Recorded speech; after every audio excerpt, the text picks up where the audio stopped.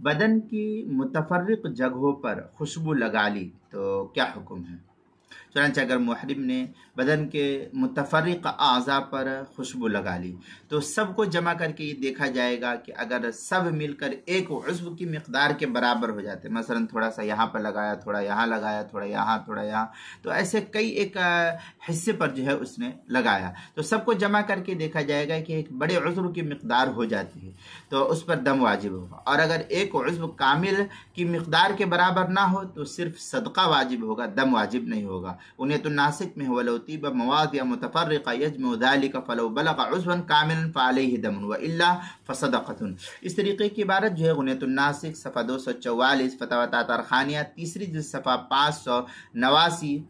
فتاوی ہندیہ پہلی جلد صفحہ 241، البحر الرائج جو کراچی کا چھپا ہوا نسخہ اس کی تیسری جلد صفحہ 4، بدائع الثناء جو زکریا بک ڈپو دیوبند کا ہندی نسخہ اس کی دوسری جلد صفحہ 415، مناسک ملا علی قاری صفحہ 313، کتاب المسائل تیسری جلد صفحہ 159، عنوان ہے بدن کی متفرق جگہوں پر خوشبو لگا لی۔